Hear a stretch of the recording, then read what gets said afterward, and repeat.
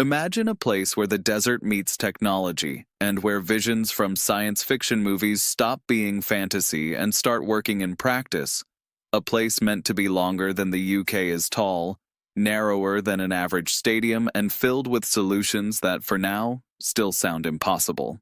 That's NEOM, Saudi Arabia's project that is meant to be more than a city, a test range for the future, a laboratory for the 21st century economy, and at the same time a negotiation card that lets Riyadh enter the game for global technological and business leadership. NEOM is not a normal urban investment, it's a civilizational plan. For decades, Saudi Arabia was seen only through oil, camels, strict religion, and gigantic royal fortunes.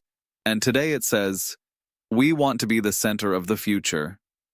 At first, it sounds like a dream detached from reality. But the numbers are brutal and impressive at the same time. $500 billion of initial investment, full state backing, top architectural, engineering, and tech firms from around the world. All of this in a region with direct access to the Red Sea, to the most important shipping lanes, and to a market of hundreds of millions of people just a few hours' flight away. This is not a prince's whim, it's a national strategy, Vision 2030. Within it, the Saudis know that oil will not be enough, that the world is moving towards green energy, digital economies, tourism, healthcare, biotech, AI, and fintech. NEOM is supposed to be a time machine, a project that will push Saudi Arabia several decades forward in just one. But why does that matter to a business leader in the UK, the US, or anywhere else in the world? Because NEOM is an open door. Saudi Arabia is saying it very clearly. We need partners. We need companies that will build systems, deliver technologies, design training, invent business models that actually work in the realities of tomorrow. Here, it's not enough to bring in a finished product. Here, you can reinvent it from scratch, with Saudi capital under the umbrella of a state that pays and demands, but in return gives access to a market that feels bottomless. Imagine you are an architect, an engineer, an IT consultancy, a strategy firm, a startup in green energy or digital education. In Europe or the US, you fight for grants, you chase tenders, you squeeze into a saturated market. In NEOM, you can become part of an ecosystem being built from zero, from regulations through institutions all the way down to the pipes in the ground and the fiber in the walls. It's like being invited into Silicon Valley before anyone had heard of Apple or Google. Of course, the obvious questions appear. Will it work? Is it too ambitious?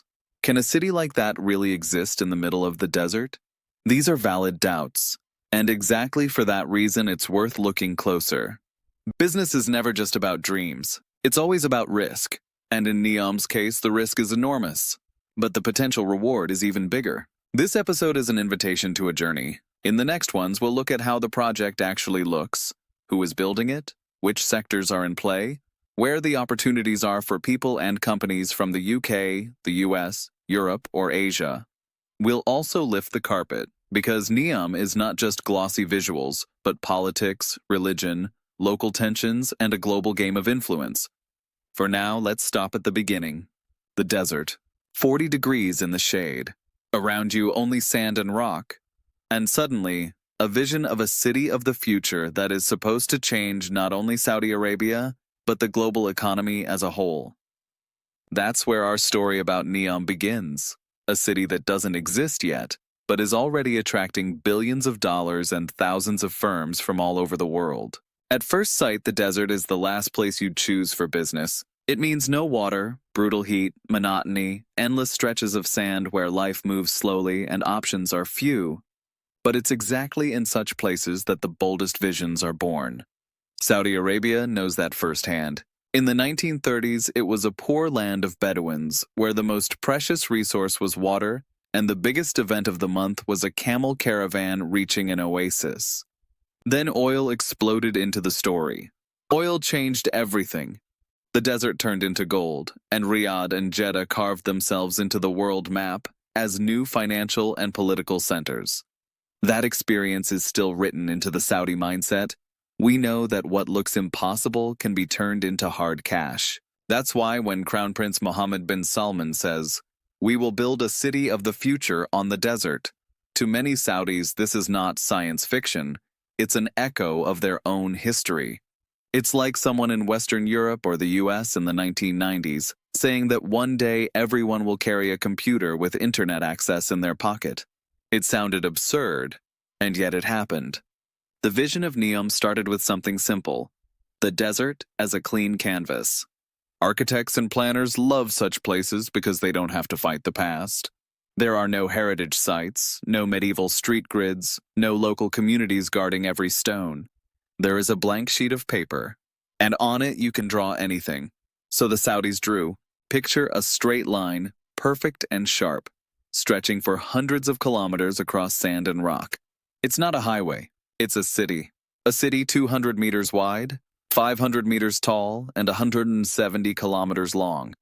Like linking two distant towns with one gigantic skyscraper in which several million people live. That's the line, the most famous part of NEOM.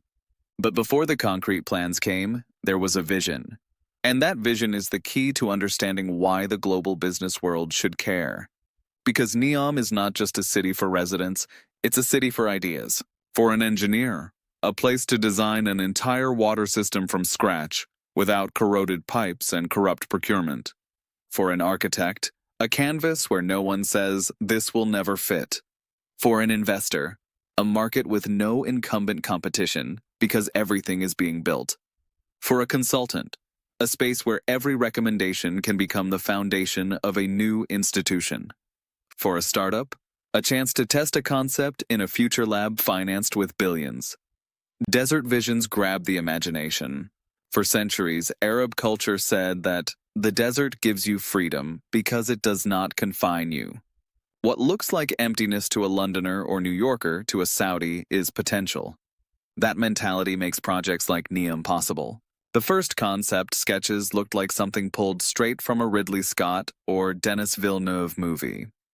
A futuristic city where there are no private cars, only moving capsules, no traditional supermarkets, only drones delivering food to your door, no classic office districts, only flexible workspaces embedded across the structure. No traffic jams, no exhaust fumes, no chaos. Everything clean, energy efficient, net zero. And here comes the most important element. This is not just an art project, it's a business plan. The Saudis understand perfectly that such images pull attention.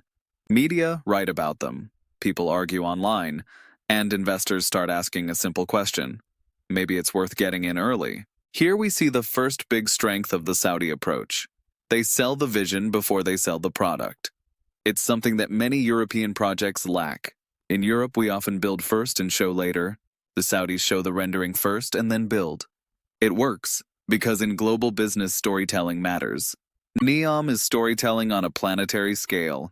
Desert visions also touch a very old human dream, to build the perfect city. From Plato through Renaissance utopias to Le Corbusier, people drew ideal plans. They were always limited by money, politics, or lack of space. Today, Saudi Arabia says, "We have the money, we have the power, we have the land." That's why the world starts looking towards the desert.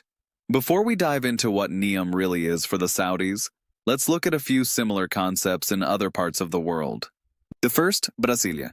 In the 1950s, Brazil wanted to show it could be modern and independent from its colonial past.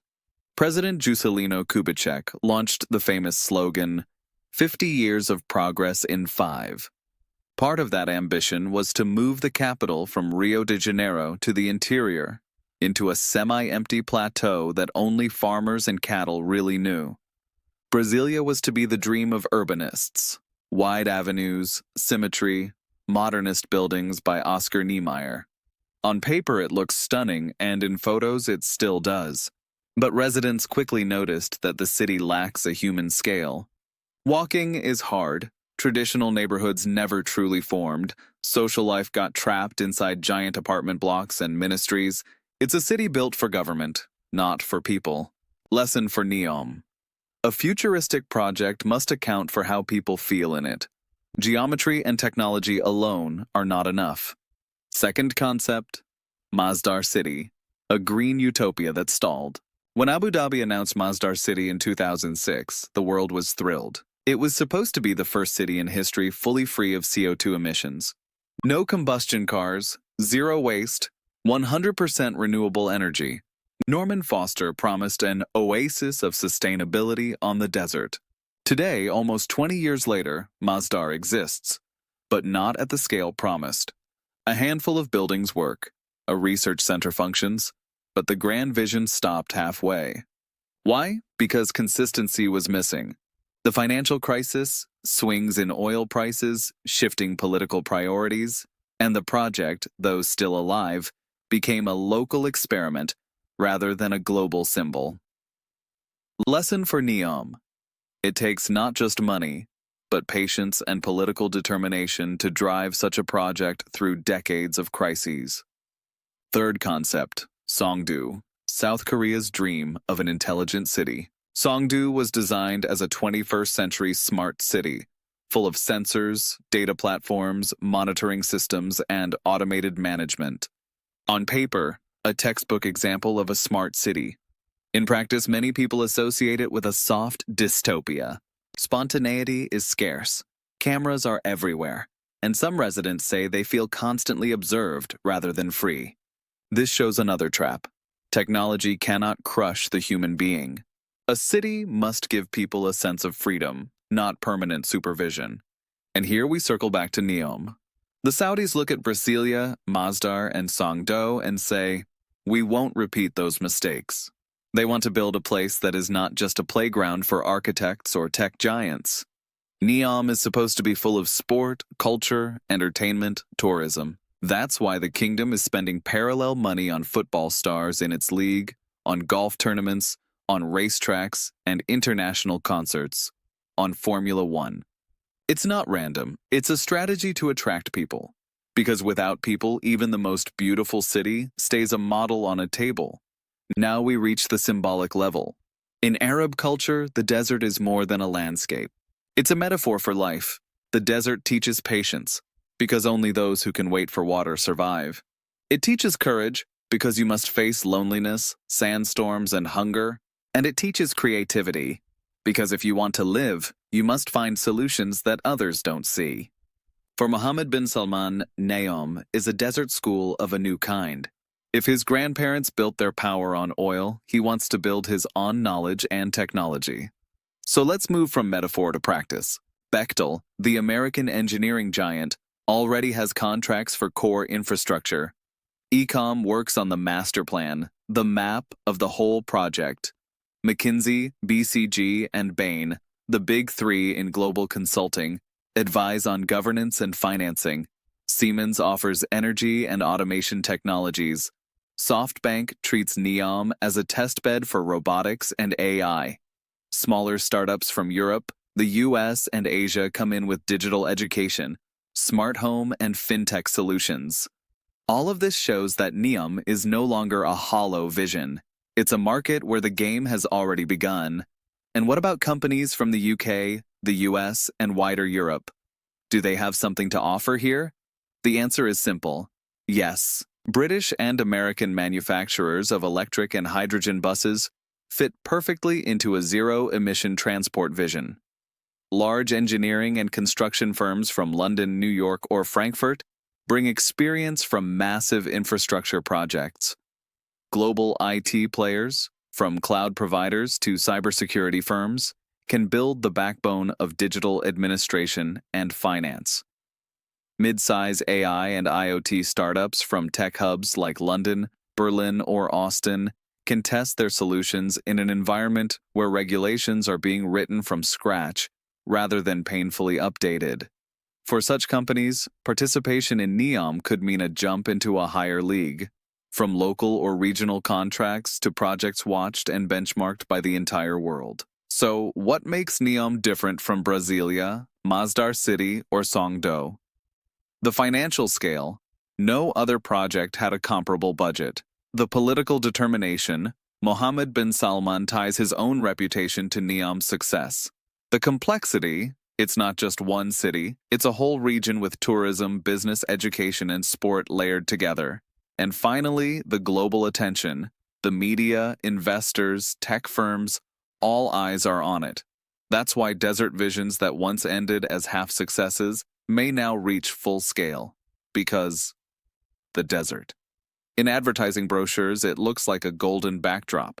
Sand turns into geometric shapes, futuristic pods glide silently through glass corridors. That's the vision that traveled the world and filled social feeds. But the real desert is different.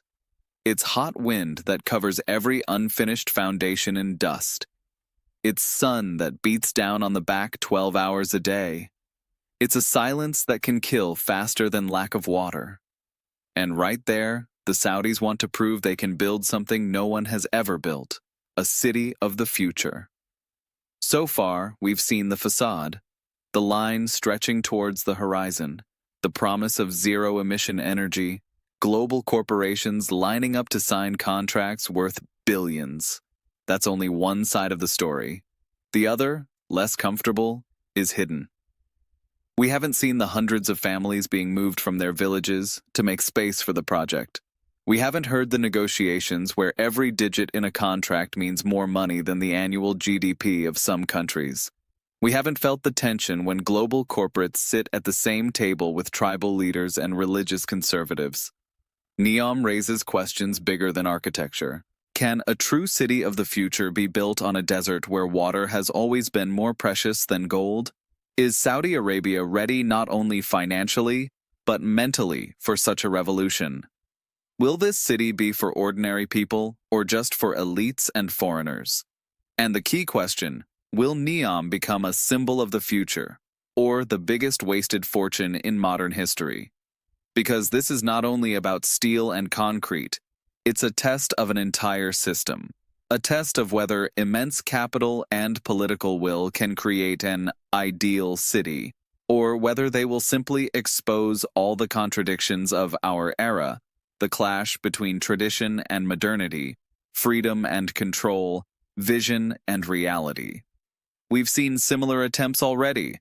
Brasilia in Brazil, Masdar City in the Emirates, Songdo in South Korea. Each was supposed to be perfect. Each was supposed to change the world.